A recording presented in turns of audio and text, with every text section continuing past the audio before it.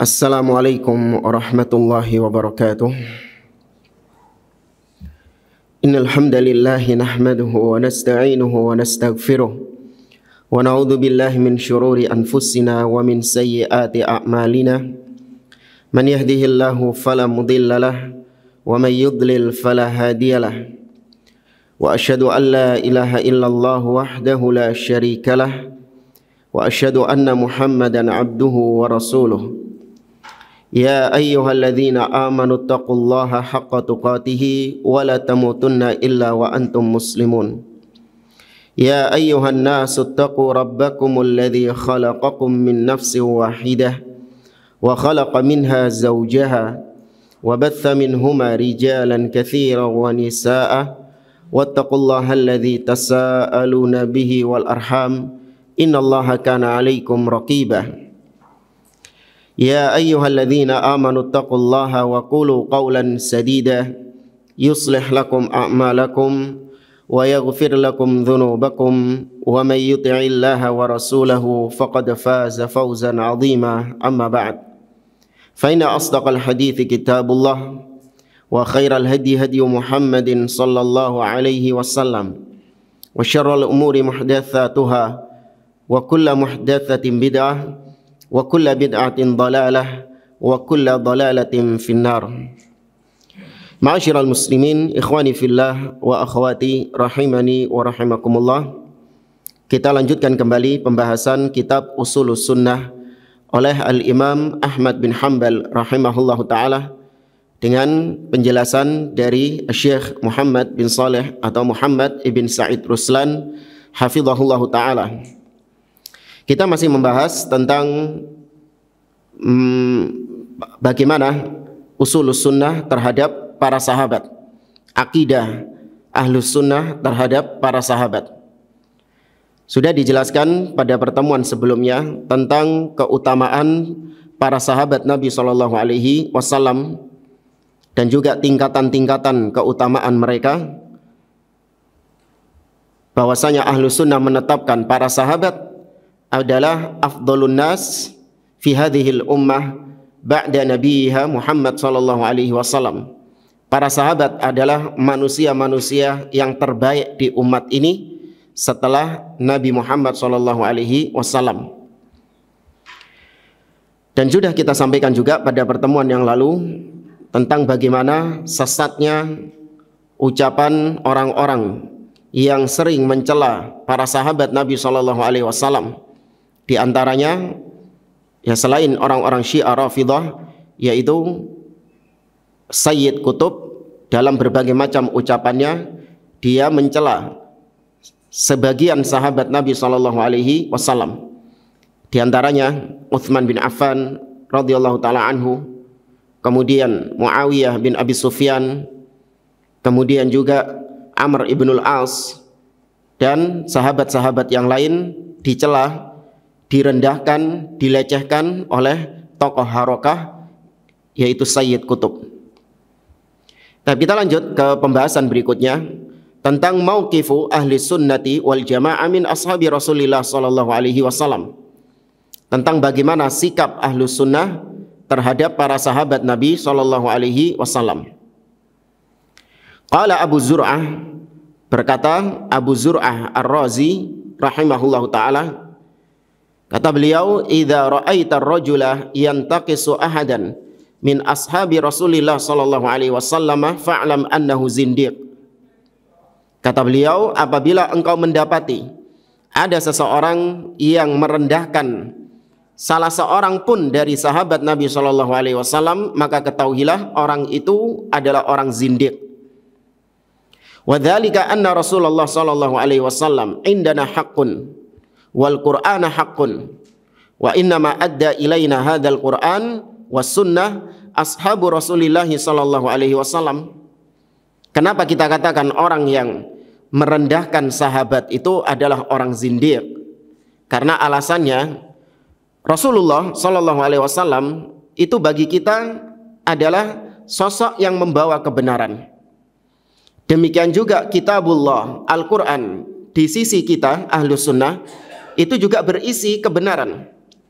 Dan yang menyampaikan Al-Quran dan Sunnah siapa? Sahabat Nabi SAW yang menyampaikan Al-Quran dan menyampaikan As-Sunnah, yang merupakan dua sumber kebenaran yang ada di sisi kita, yang kita yakini, itu yang menyampaikannya adalah para sahabat. Wa innama yuriduna, yakni az-zanadiqah, ayyajrahu syuhudana liyubtilul kitab was sunnah wal jarhu bihim aula wahum zanadiqah. Ini orang-orang zindik ini yang mencela sahabat Nabi SAW. Mereka itu sejatinya ingin untuk membatalkan Al-Quran dan Sunnah. Ya, ingin untuk membatalkan, menganulir Al-Quran dan As-Sunnah. Dengan cara apa? Mencela orang-orang yang membawa Al-Quran dan Sunnah itu. Merendahkan, meragukan orang-orang yang membawa Al-Quran dan Sunnah itu. Jadi ibarat seperti kalau di pengadilan ya. Kalau di pengadilan ada saksi yang membawa kebenaran. Ya, saksi ini bersaksi dengan membawa kebenaran. Maka tersangkanya ketar-ketir enggak? Tersangka ini ketar-ketir enggak? Kalau ada saksi yang bersaksi dengan kebenaran, maka tersangkanya ketar-ketir. Maka apa yang dilakukan sama tersangka itu, orang yang bersalah itu, dia akan menjatuhkan kredibilitas saksi tersebut. Dikatakan, oh ini saksinya ini nggak jujur, ini pendusta, ini nggak bisa dijadikan saksi. Dituduh dengan tuduhan-tuduhan yang dusta. Oh ini saksinya orangnya pelupa. Dia nggak hadir ketika peristiwa kejadian itu, nggak bisa dijadikan saksi. Si tersangka berusaha untuk mendiskreditkan saksi tersebut. Supaya apa? Supaya yang dibawa oleh saksi tadi, si saksi tadi, apa yang dibawanya jadi batal. Nah demikian juga yang mencela sahabat, seperti para orang-orang zindik dari kalangan Syiah Rafidhah, dan juga kemarin kita sampaikan Sayyid Qutb, itu juga termasuk zindik. Ketika mereka mencela sahabat Nabi SAW, maka yang mereka inginkan adalah mereka ingin untuk membatalkan kitabullah, membatalkan sunnah Nabi SAW. Wal jarhu au bihim aula.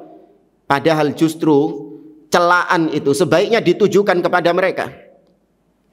Ya, celaan-celaan kepada para sahabat itu harusnya lebih ditujukan kepada orang-orang zindik ini.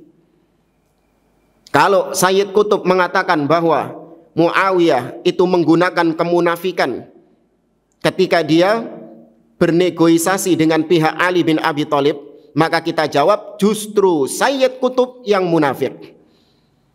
Ya, justru Sayyid Qutb yang menggunakan kemunafikan. Maka semua celaan-celaan itu lebih layak untuk ditujukan kepada orang-orang zindik tersebut. Wahumuz zanadiqah, karena mereka adalah orang-orang zindik. Ini ucapan Abu Zur'ah Ar-Razi. Kemudian kata Syekh Muhammad Said Ruslan, la budda min tawaffuri syartil adalah fin naql. Maka ketika kita menukilkan suatu ucapan, maka ada syarat-syarat yang harus terpenuhi. Minalladzi naqala ilaina kitaballah. Manilladzi naqala ilaina kitaballah wa sunnata rasulih sallallahu alaihi wasallam? Al-jawab as-sahabah. Maka ketika menyampaikan, menukil suatu kabar, maka ada namanya syarat adalah, yaitu adil. Orang tersebut kredibel, jujur dalam menyampaikan berita, jujur dalam menyampaikan khabar. Nah itu syarat. Ya. Maka kalau kita ditanya siapa yang menyampaikan kabar-kabar Al-Quran dan hadis kepada kita, maka jawabannya sahabat. Fa idza lam yakunu udulan. Lantas bagaimana kalau sahabat itu nggak adil, nggak kredibel, nggak layak untuk menyampaikan berita? Karena sahabat itu dituduh dengan tuduhan-tuduhan tadi. Maka jawabannya la naqbal minhum naqlan. Kalau memang sahabat ini orang-orang yang nggak adil, nggak jujur, maka kita tidak akan menerima riwayat-riwayat dari para sahabat. Li'annahum yakununa majruhin wal majruhu la tuqbalu riwayatuhu. Karena para sahabat itu dicela, dituduh. Maka kalau tertuduh, maka riwayatnya nggak bisa diterima. wa hum naqalu ilaina kitaballah wa sunnata rasulih sallallahu alaihi wasallam. Sedangkan para sahabat adalah orang-orang yang menyampaikan kepada kita Al-Quran dan menyampaikan kepada kita hadis-hadis Nabi sallallahu alaihi wasallam. Ya, seperti misalnya banyak di antara ahli bid'ah itu yang berusaha untuk menjatuhkan kredibilitas Abu Hurairah. Dibilang Abu Hurairah ini cuman 3 tahun belajar bersama Nabi, tapi hadis yang diriwayatkan banyak. Padahal Abu Bakar saja yang bertahun-tahun bersama Nabi SAW, riwayatnya tidak sebanyak Abu Hurairah. Maka dari situ mereka mulai melancarkan tashkik. Apa itu tashkik? Meragukan, ya, melancarkan keraguan-raguan kepada kaum muslimin tentang riwayat-riwayat yang dibawa oleh Abu Hurairah. Maka bukan Abu Hurairahnya yang dimaksud sama mereka, tapi yang diinginkan oleh mereka adalah kabar-kabar yang dibawa oleh Abu Hurairah supaya digugurkan. Nah, kalau ribuan hadis yang dibawa oleh Abu Hurairah digugurkan, gimana agama ini jadinya? Rusak, hancur. Nah, itu kelakuan kalau orang-orang sudah mencela sahabat, konsekuensinya berat. Ya, jangan dianggap remeh, jangan dianggap enteng orang-orang yang berani mencela sahabat Nabi SAW. Faidan yantaqisuna sahabah radhiyallahu anhum yuriduna ayyushakkikuna fi kitabillah wa sunnati nabi fahum zanadiqah kama qala Abu Zur'ah. Maka dengan demikian orang-orang yang mencela sahabat Nabi, mereka ingin untuk memasukkan keraguan-raguan kepada kita tentang Al-Quran yang dibawa oleh para sahabat. Kayak orang-orang Syiah. Orang-orang Syiah ini keyakinannya apa? Al-Quran yang ada sekarang itu sudah dikorupsi sama sahabat. Harusnya ada ayat-ayat, kata mereka, yang melaknat Abu Bakar, ayat-ayat yang melaknat Umar, ayat-ayat yang melaknat Aisyah, yang menjelaskan bahwa Abu Bakar, Umar, Aisyah itu di neraka. Kata mereka harusnya ada ayat itu. Tapi kemana sekarang? Dihapus sama sahabat. Iya. Harusnya ada ayat-ayat yang menunjukkan tentang keutamaan 12 imam. Ya, ada ayat-ayat seperti itu. Tapi kenapa Al-Quran sekarang tidak ada? Karena dihapus sama sahabat. Ya. Dan kenapa di Al-Quran kok banyak pujian-pujian kepada para sahabat? Radhiyallahu anhum wa radu'an wa a'adda lahum jannatin tajri tahtahal anhar. Laqad radhiyallahu 'anil mu'minina idh yubayyi'unaka tahta syajarah. Ketika bai'atul ridwan. Ya, banyak ayat-ayat yang memuji para sahabat. Kenapa kok muncul ayat-ayat ini? Iya, ditambah-tambahi sama mereka. Kata orang-orang Syiah. Nah, itu mereka melancarkan seperti itu untuk kita meragukan Al-Quran. Agar kita ragu Al-Quran yang kita baca ini sudah dirubah-rubah. Padahal Allah mengatakan, Inna nahnu nazzalna dzikra wa inna lahu lahafidhun. Sesungguhnya kami yang menurunkan Al-Quran dan kami yang menjaga Al-Quran tersebut. Qala Malik rahimahullah. Berkata Imam Malik rahimahullah, alladzina yasubbuna sahabata aqwamun aradul qadha fin nabiy sallallahu alaihi wasallam falam yumkinhum dzalik faqadahu fi ashabi. Kata Imam Malik, orang-orang yang mencela sahabat Nabi SAW, mereka ini sejatinya ingin mencela nabinya, tapi nggak mungkin mencela Nabi langsung itu. Maka yang dicela adalah murid-muridnya Nabi, yaitu para sahabat. Mereka ingin mencela Nabi SAW, namun mereka tidak mampu, sehingga mereka mencela sahabat. Kalau sahabatnya dicela, maka akan dikatakan rajulun su'in. Ya, rajulun su'in walau kana rajulan salihan lakana ashabuhu salihin.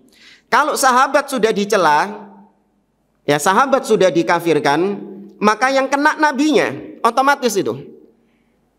Orang-orang akan mengatakan Muhammad itu adalah orang yang buruk. Seandainya Muhammad itu orang yang baik, pasti teman-temannya juga baik. Ya, orang-orang Syiah mereka mengkafirkan para sahabat kecuali segelintir yang nggak kafir. Ali, Fatimah, Hasan, Husain, Al-Miqdad, Ibnul Aswad, Salman Al-Farisi. Cuma segelintir bisa dihitung tangan. Sedangkan sahabat-sahabat yang lain ribuan itu mereka semua dianggap kafir oleh orang-orang Syiah. Taib. Mereka mencela sahabat, mengkafirkan sahabat yang mereka inginkan adalah celaan kepada Nabi SAW. Kenapa? Kalau sahabat-sahabatnya kualitasnya seperti itu, maka pasti nabinya kurang lebih. Ibarat gini jamaah, antum menemukan ada satu sekolah. Sekolah ini punya murid, ya katakanlah 1000 orang muridnya itu. Ketika ujian kelulusan, maka yang lulus cuma 5 orang saja. 995 nggak lulus semuanya. Taib. Ketika mendapati seperti itu, kira-kira ya, yang Anda katakan bahlul, Anda katakan goblok siapa? Hah? Sekolahnya, gurunya. Gak becus gurunya ini. Masa 995 anak nggak lulus, cuman 5 anak tok yang lulus. Wah, ini nggak bener ini sekolahnya ini. Gurunya ngawur ini. Pasti. Maka demikian juga ketika orang-orang Rafidhah mengkafirkan para sahabat Nabi SAW, maka yang kena adalah Nabi SAW. Dan ini kesesatan sangat parah, bahkan lebih sesat daripada Yahudi dan Nasara. Ya, orang-orang Yahudi ketika ditanya pendapat mereka, apa pendapat kalian tentang ashabu Musa, sahabat-sahabatnya Musa?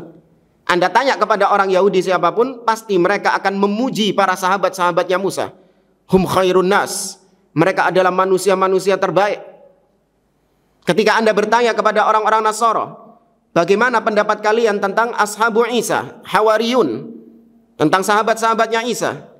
Mereka pasti akan memuji dengan pujian-pujian yang luar biasa, orang-orang Nasrani ini. Namun kalau Anda tanya orang-orang Syiah, bagaimana pendapat kalian tentang ashabu Muhammad? Maka mereka akan datangkan ribuan caci maki, ribuan laknat kepada sahabat Nabi. Kalau jujur. Ya, tapi yang kita dapati di lapangan mereka apa? Taqiyah. Ya, yang didapati mereka taqiyah. Oh enggak, kita enggak mencela sahabat kok. Kita menghormati sahabat begini-begini. Taqiyah. Maka jangan tertipu dengan ucapannya dia. Kalau Anda berdiskusi dengan Syiah, tapi jangan wis. Ya, nggak boleh berdebat dengan ahli bid'ah. Ya. Tapi kalaupun seandainya, ya kita bicara seandainya, tapi jangan dilakukan. Maka ajak dia untuk langsung melihat kepada masdar mereka, yaitu sumber kitab-kitab mereka. Sudah kita berdiskusi, jangan antara aku dengan engkau diskusi cangkem, diskusi mulut, jangan. Mari kita diskusi dengan mendatangkan sumber masing-masing. Iya. Aku datangkan sumber dariku, kau datangkan sumbermu. Yaitu kitab-kitab inti ajaran Syiah seperti Usul Al-Kafi yang dikarang oleh Al-Kulaini, atau kitab Biharul Anwar yang dikarang oleh Al-Majlisi, atau kitab Al-Istibsar, atau kitab Man La Yahduruhu Al-Faqih. Ini kitab-kitab intinya mereka. Iya. Maka langsung ajak diskusi dengan melihat sumber-sumber mereka. Anda ketika ngelihat daftar isinya tok, Anda sudah bisa menguak kesesatan-kesesatan mereka. Cuman lihat daftar isinya tok. Ya, daftar isi kitab-kitab itu ngeri-ngeri judulnya. Annal a'immah. Ya, annal a'immah ya'lamu annal a'immah la yakhfa 'alaihim syai'un fil ardi wala fis sama'. Bahwa imam-imam yang 12 tidak ada yang tersembunyi sedikit pun bagi mereka, di langit ataupun di bumi. Ini Allah, ayat Allah ini dalam surat Ibrahim dijadikan oleh mereka dengan sebagai untuk imam-imam mereka. Ya, annal a'imma ya'lamuna mata yamutun wa la yamutuna illa bi ikhtiyarin minhum. Bahwa imam-imam itu tahu kapan matinya, dan tidaklah mereka mati kecuali dengan pilihan mereka sendiri. Ini ngawur luar biasa. Baik. Maka mereka ingin mencela Nabi SAW. Berkata seorang penyair, "Anil mar'i la tas'al was'al an qarinihi, fa kullu qarinin bil muqaran yaqtadi." Kalau kau ingin mengetahui tentang hakikat seseorang, jangan kau tanya kepada orang tersebut bagaimana hakikatnya, tapi lihat dengan siapa dia berkawan. Karena setiap orang pasti akan terpengaruh dengan kawannya. Ya. Nah, ini kalau kita terapkan kepada Nabi, menurut orang-orang Syiah, sahabat-sahabat ini kafir. Kalau kita ingin tahu tentang Nabi SAW, maka jangan kita tanya bagaimananya Nabi itu, tapi cukup lihat teman-temannya Nabi, sahabat-sahabatnya Nabi. Ternyata menurut Syiah, sahabat-sahabat Nabinya ini apa? Orang-orang kafir, orang-orang rusak, nggak benar. Maka otomatis nabinya juga sama 11-12, naudzubillah. Ya. La tas'al an fulan walakin unzur man yumashi, yakni idza aradta an tas'ala an insanin fasal an ashabihi. Jangan kau melihat bagaimana fulannya itu, tapi lihat fulan itu berjalan bersama siapa. Ya, tanyakan kepadanya tentang siapa teman-temannya. Fa idza sa'alta an ashabihi araftahu. Kalau kau mencari tahu tentang siapa kawan-kawannya dia, kau akan tahu bagaimana hakikatnya orang tersebut. Ya, ini kaidah yang umum. Baik jamaah rahimani wa rahimakumullah.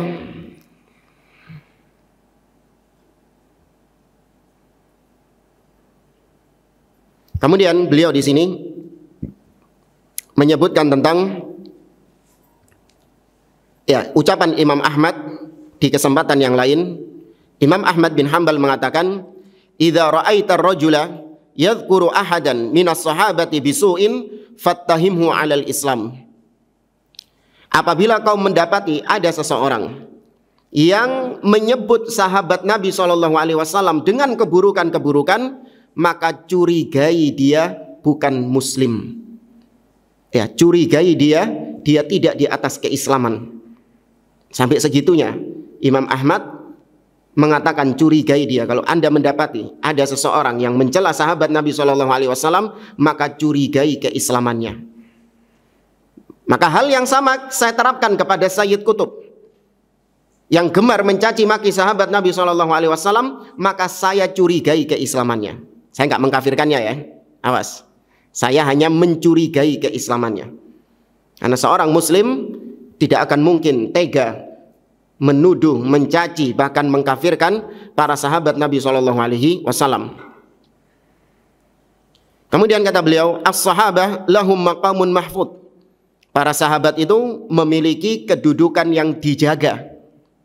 Wa janabun marfu', dan memiliki tingkatan yang tinggi. Ya, li'annahum alladzina naqalu lana ad-din i'tamanahumullahu rabbul alamin ala kitabihi wa sunnati nabiyihi an yanquluha ilal ajyali min ba'dihim. Para sahabat adalah orang-orang yang menyampaikan agama ini kepada kita. Allah yang memberikan amanah kepada para sahabat itu. Jadi yang ngasih amanah kepada para sahabat untuk menyampaikan kitabullah, menyampaikan sunnah Nabi SAW kepada kita adalah para sahabat. Wakhtarahumullah li suhbati nabiyyina wa nabiyihim. Dan Allah memilih para sahabat untuk menemani nabinya. Ya, untuk menemani nabi. Dipilih sengaja Allah Subhanahu wa taala memilih para sahabat Nabi SAW.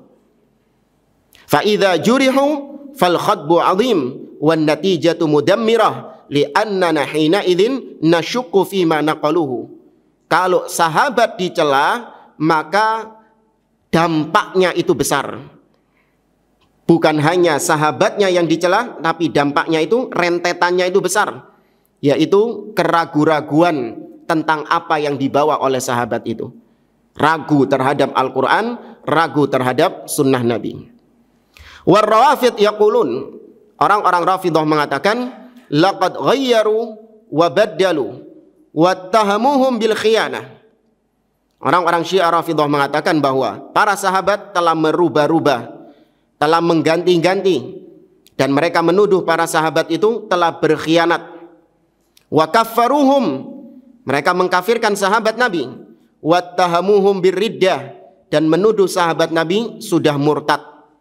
Kata mereka, irtaddu ba'da mautin Nabi SAW.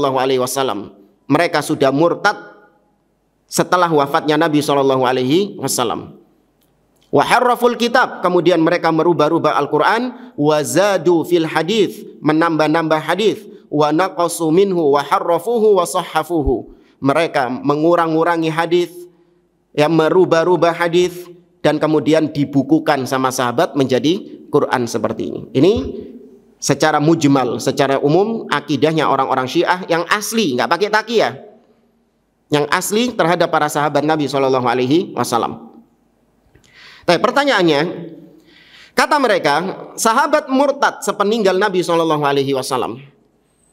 Kalau sahabat murtad sepeninggal Nabi, kenapa Allah memuji para sahabat di dalam banyak ayat?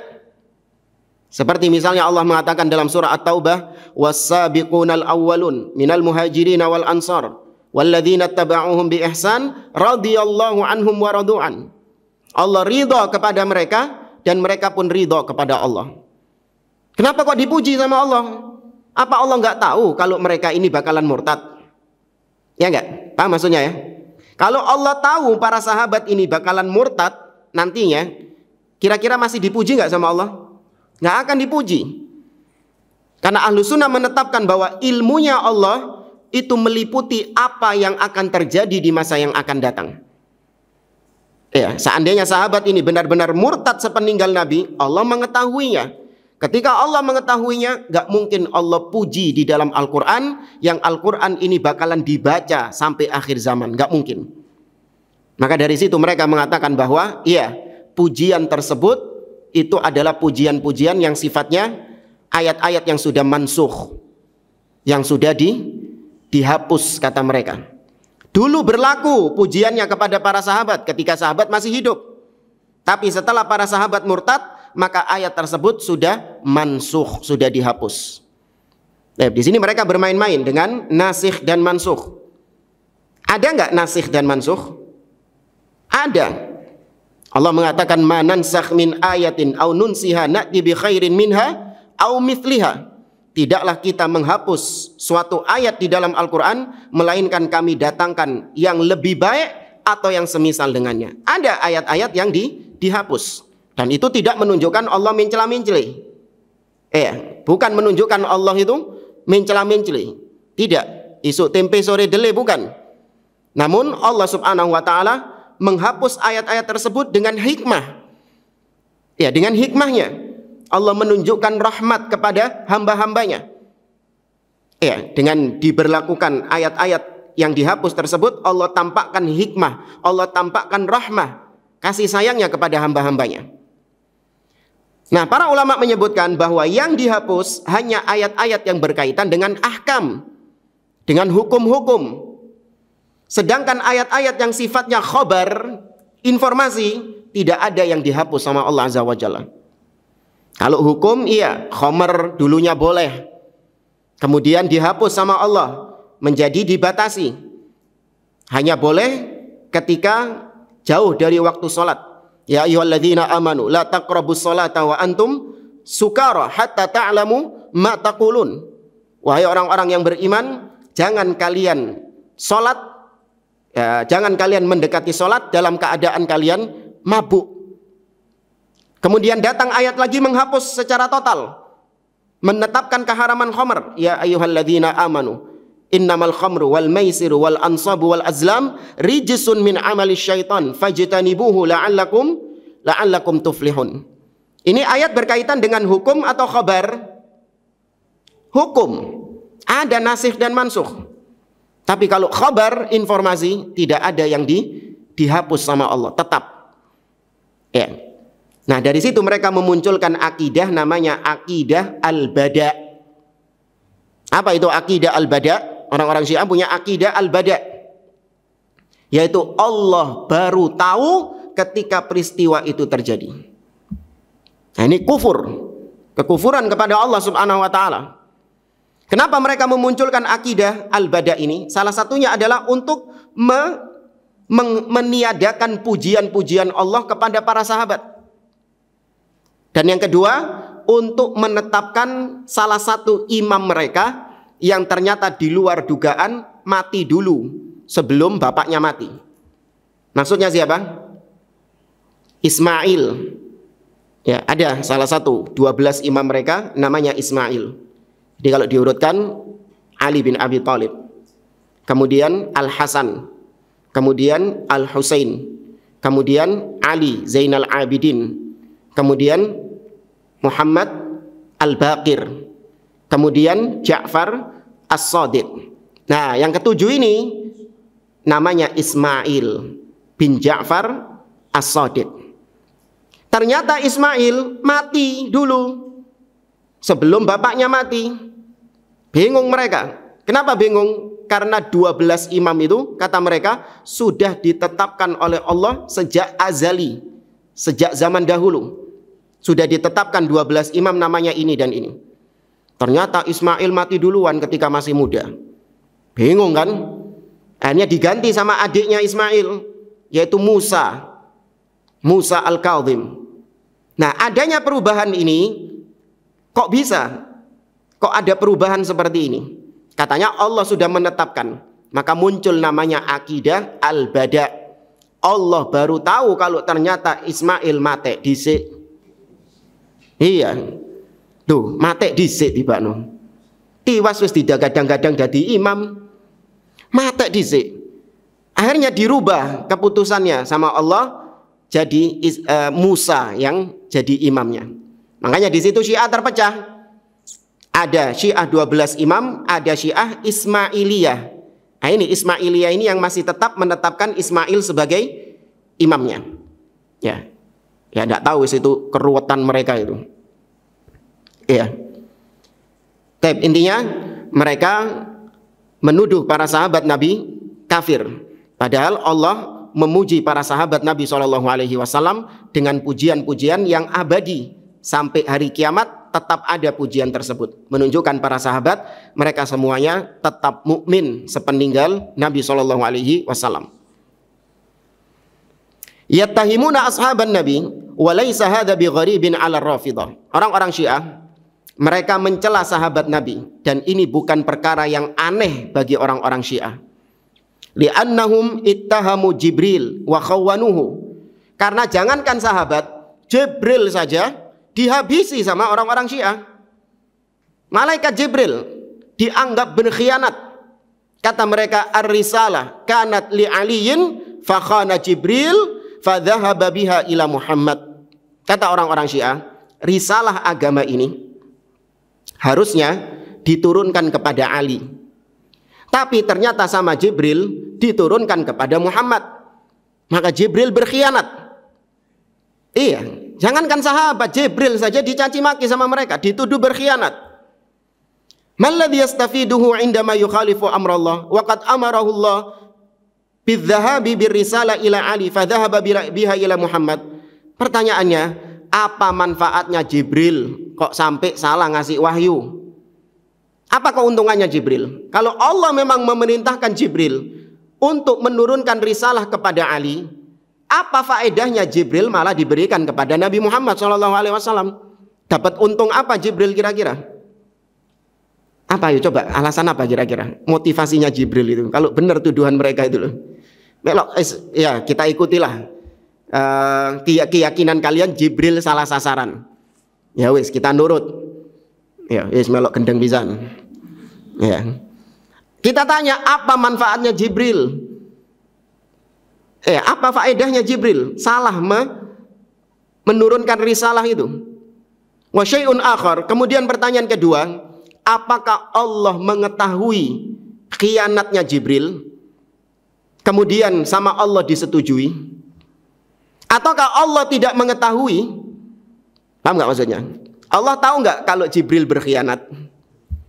Kalau mereka jawab Allah nggak tahu, longor kan? Iya. Sesat luar biasa. Allah nggak tahu kalau Jibril ternyata berkhianat.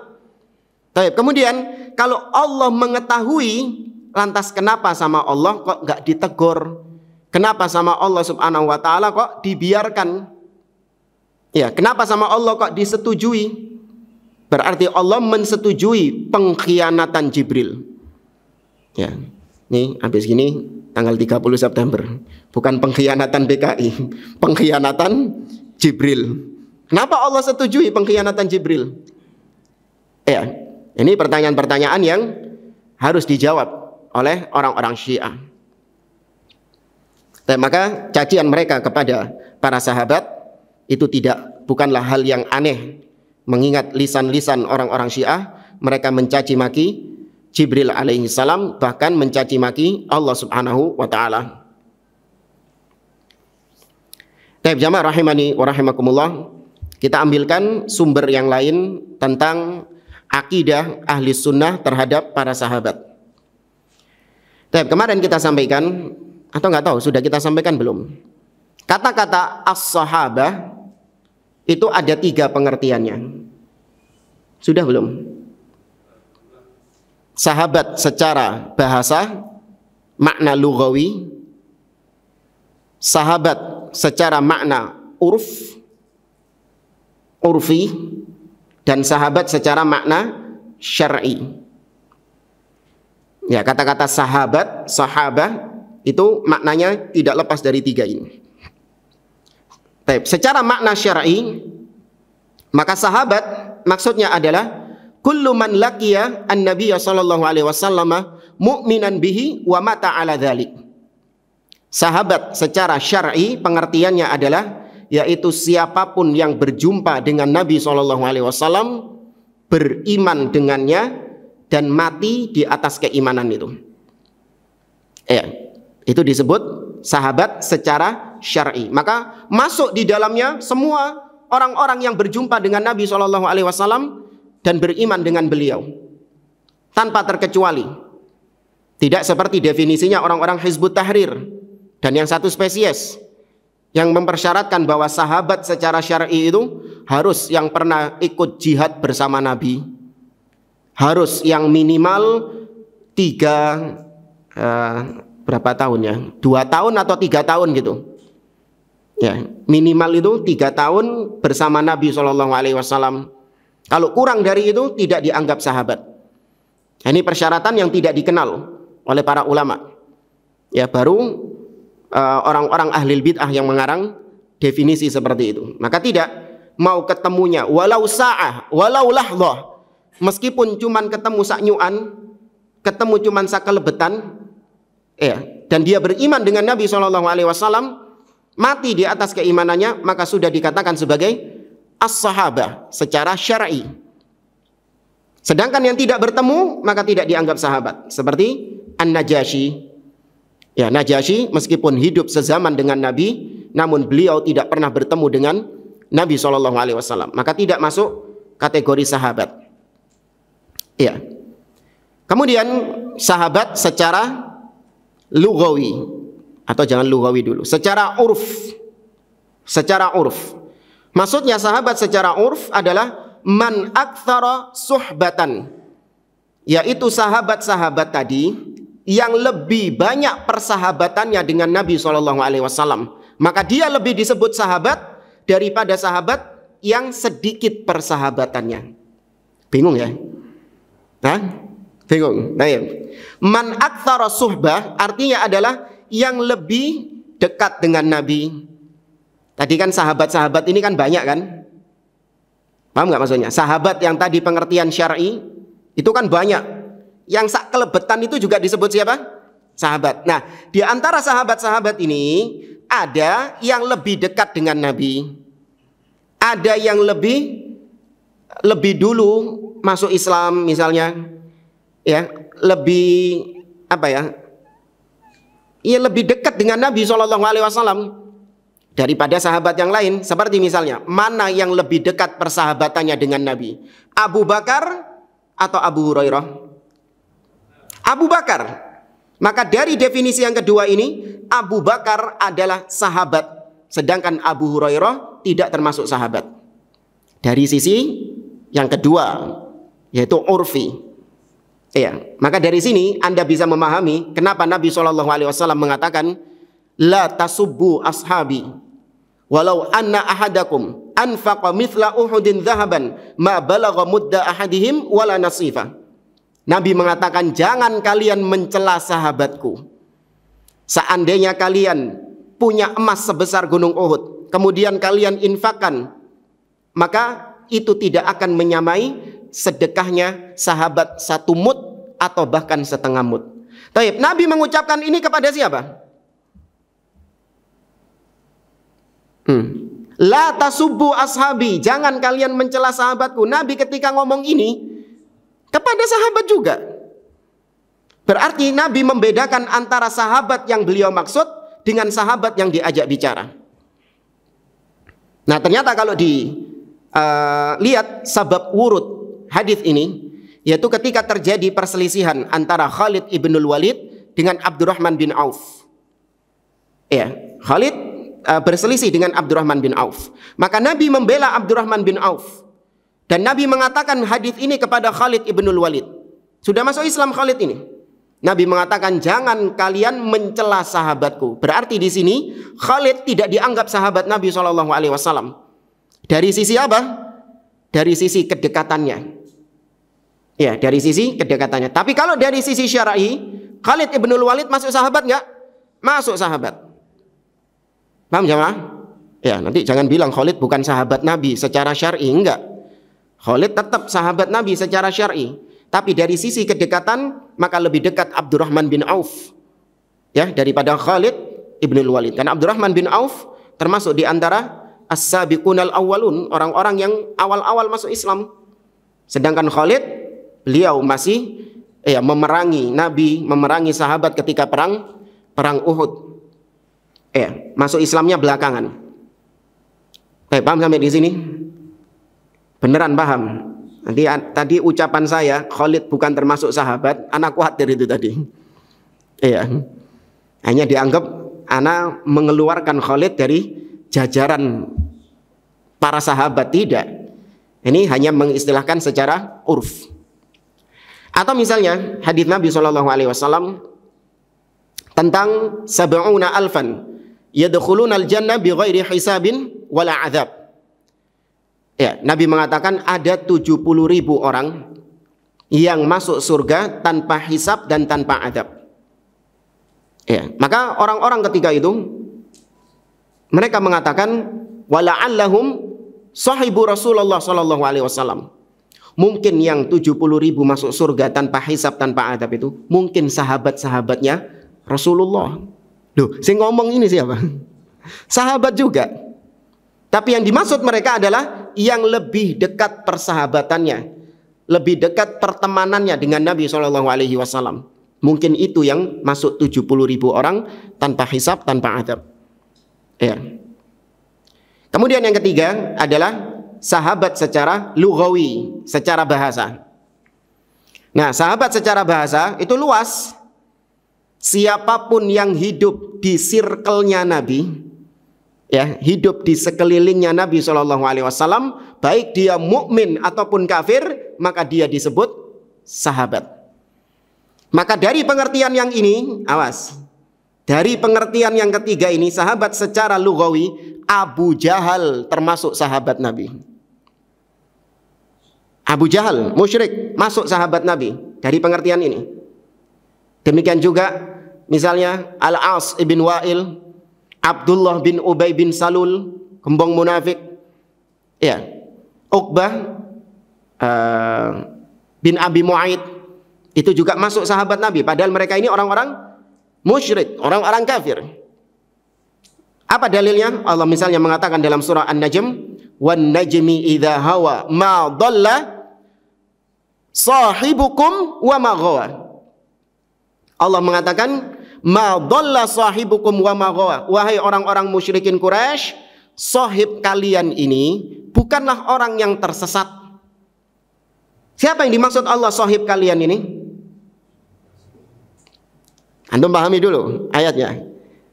Allah mengatakan ma dhalla sahibukum wa ma ghawa.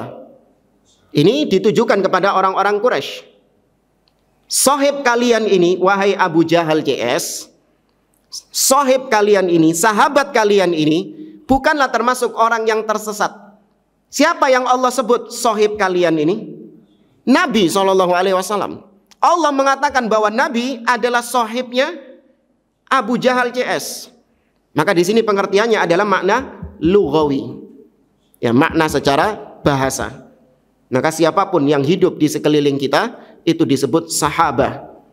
Ya, sahabat kita, baik dia mukmin ataupun kafir. Ya, maka ini perlu dibedakan karena orang-orang Syiah bermain-main di dalam makna ini.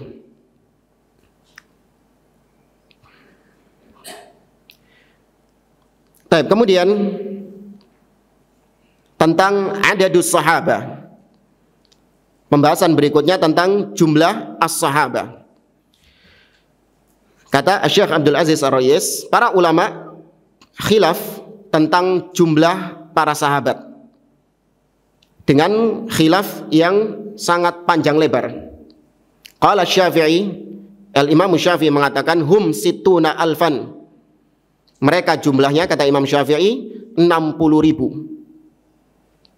Thalathuna fi Makkah wa thalathuna fil Madinah. 30.000 di Mekah, 30.000 di Madinah. Ini kata Imam Asy-Syafi'i. Kemudian Abu Zur'ah Ar-Razi mengatakan, berpendapat bahwa jumlah sahabat adalah 14.000 atau 114.000.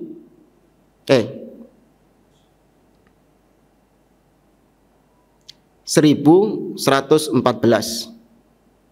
Oh enggak, 114.000. Ya, 114.000. Ya, 114.000.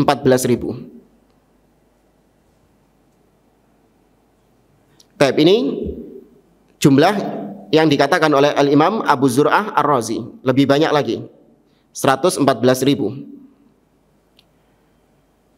Kemudian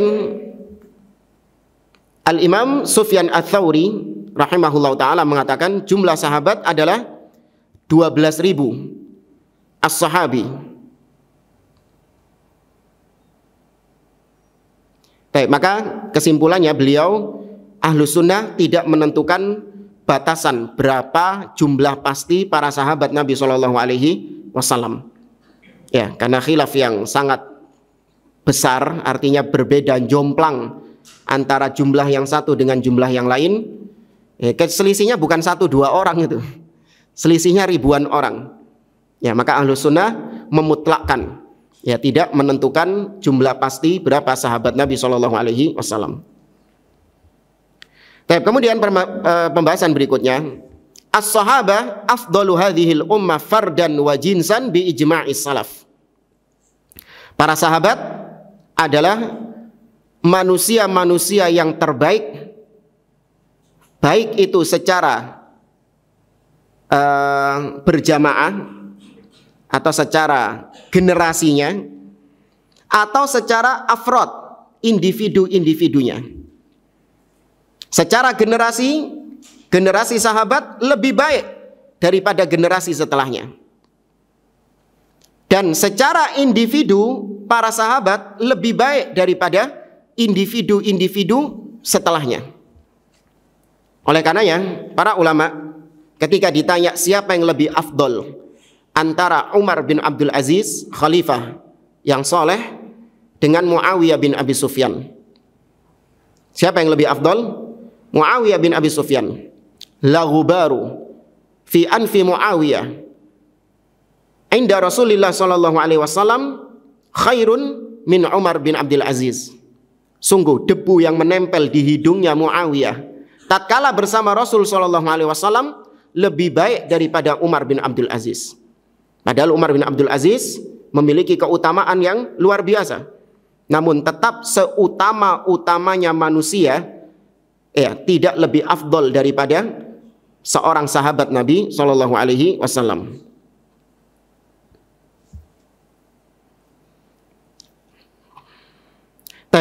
Kemudian di sini permasalahan berikutnya tadi tentang adalatus sahabah, tentang kredibilitas para sahabat Nabi Shallallahu Alaihi Wasallam.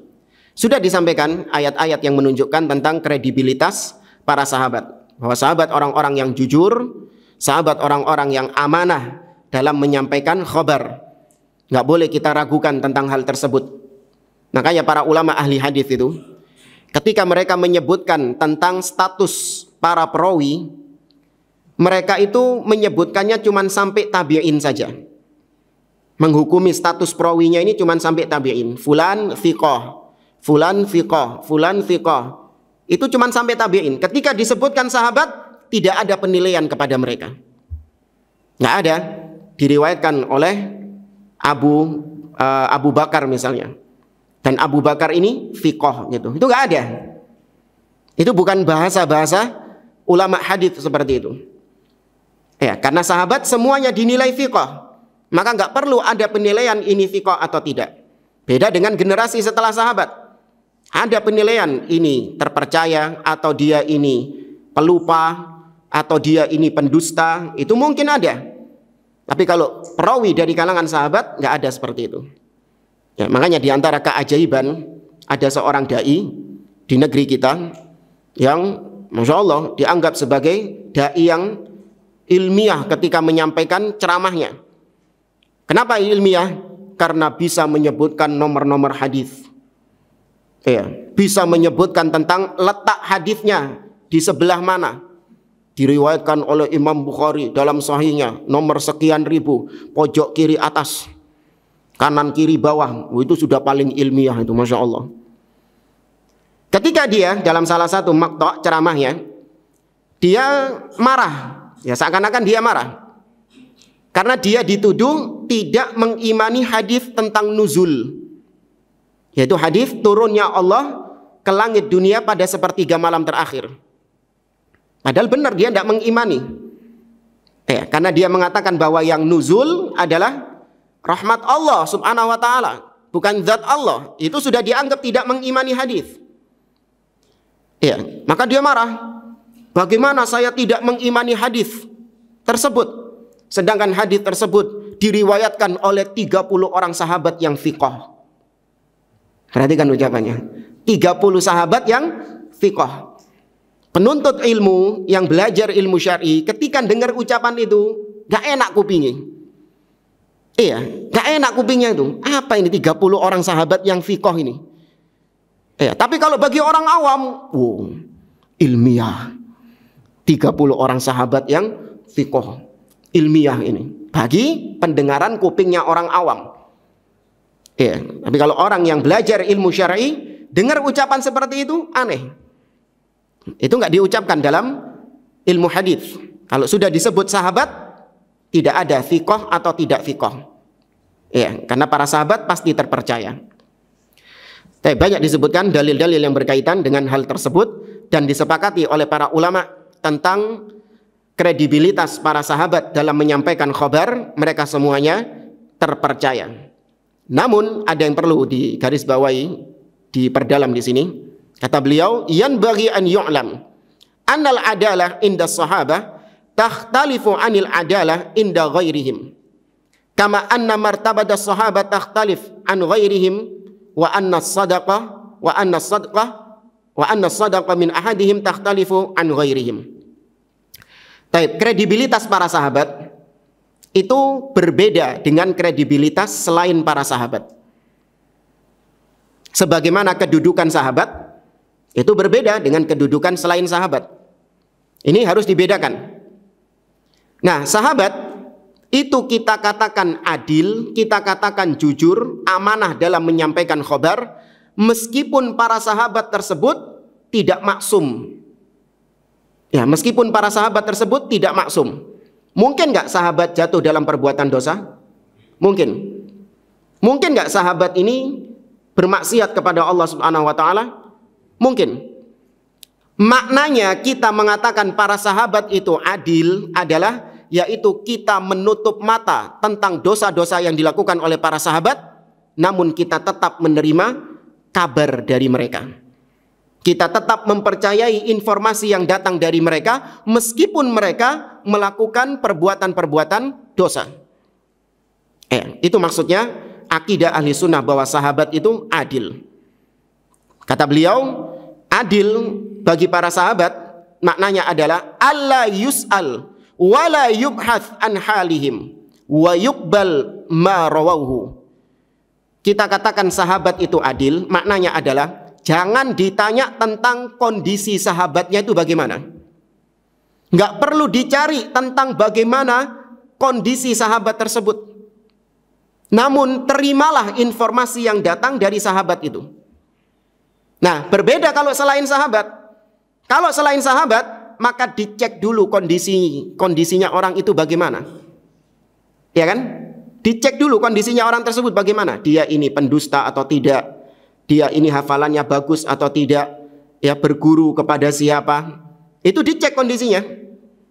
Dan diteliti kondisinya kalau selain sahabat. Tapi kalau sahabat, nggak perlu ditanya bagaimana kondisinya dia. Nggak perlu dicari-cari tahu, dikorek-korek tentang kondisinya mereka. Namun langsung diterima khobar dari mereka. Ya, ini akidah ahli sunnah berkaitan dengan adalah as-sahabah. Sahabat itu adil. Kemudian beliau membahas tentang berkaitan dengan orang yang mencela sahabat Nabi SAW. Tadi sudah kita sampaikan, orang yang mencela sahabat itu konsekuensinya dia bisa kufur. Ya, karena mencela seorang sahabat berarti meragukan khobar, informasi yang dibawa oleh sahabat tersebut. Namun di sini beliau membedakan antara mencela sahabat dengan mengabarkan tentang sahabat. Ini dua hal yang harus dibedakan. Kalau mengabarkan tentang sahabat, yaitu dia hanya mengabarkan tentang apa yang memang terjadi pada sahabat Nabi SAW. Seperti misalnya, saya menyampaikan kepada Anda bahwasanya Abu Sufyan itu adalah orang yang pelit. Ya, Abu Sufyan adalah orang yang pelit. Ini dalam rangka ana menceritakan kepada Anda tentang kenyataan yang terjadi bahwa Abu Sufyan memang disebutkan orang yang pelit. Di dalam hadis Hindun, ya, ketika beliau mengadu kepada Nabi SAW, Hindun mengatakan, ya Rasulullah, inna Abu Sufyan rajulun syahih. Wahai Rasulullah, sesungguhnya Abu Sufyan adalah suami yang pelit, orang yang pelit. Ma yakfini wa waladi. Dia tidak mencukupi kebutuhanku dan kebutuhan anakku. Wahal junaha alayya an akhudha malahu biduni ilmi. Apakah boleh aku mengambil hartanya tanpa diketahui olehnya? Maka Nabi membolehkan, khudhi ma yakfiki wa waladaki. Ya, ambil yang bisa mencukupimu dan bisa mencukupi kebutuhan anakmu. Nah, dalam rangka untuk menjelaskan tentang hukum ngambil duwe bojo, hukum ngambil uang suami, ini pengajiannya lagi bahas tentang hukum mengambil uang suami, istri hukum mengambil uang suami. Maka saya bawakan riwayat ini. Paham ya? Saya bawakan kisah ini dengan lengkap bahwa Abu Sufyan dikatakan oleh Hindun dia adalah seorang yang pelit. Apakah ini mencela Abu Sufyan? Tidak, ini hanya mengabarkan demi untuk menetapkan hukum.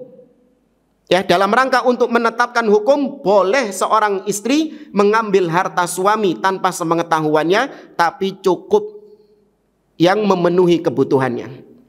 Bukan terus diambil KB. Oh iya, oh, kan? Tiwa senang tadi ibu-ibu kan?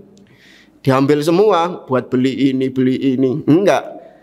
Ya, kebutuhan-kebutuhan yang memang yaitu kebutuhan yang harusnya kewajiban suami untuk memenuhi kebutuhan si istri tersebut.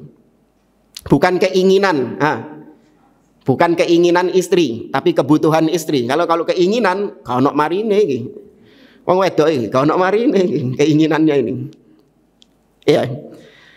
Maka perlu dibedakan antara dua hal tersebut. Beda dengan yang mencaci. Kalau Sayyid Qutb kemarin itu mencaci sahabat. Ya, bukan untuk menjelaskan kondisi sahabat. Dia jelas-jelas mengatakan bahwa Muawiyah itu menggunakan kemunafikan. Ya, Muawiyah itu memanipulasi, Utsman bin Affan melakukan nepotisme. Ya, dan tuduhan-tuduhan keji lainnya. Jamaah, anak kira ini yang bisa kita sampaikan. Wallahu taala a'lam.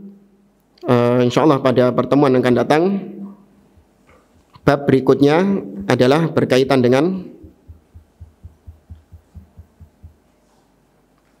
wasam'u wa ta'ah li a'immah wa amiril mu'minin, yaitu mendengar dan taat kepada pemimpin kaum muslimin. Tapi sebelum kita akhiri, mungkin ada yang mau ditanyakan, tafadhol.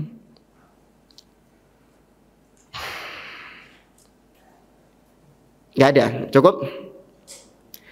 Baik, mungkin ini yang bisa saya sampaikan, kurang lebihnya mohon maaf. Wallahu ta'ala a'lam, aqulu qawli hadha, wa sallallahu ala nabiyyina Muhammad wa ala alihi wa sahbihi ajma'in, wa akhiru da'wana anil hamdulillahi rabbil alamin. Wassalamualaikum warahmatullahi wabarakatuh.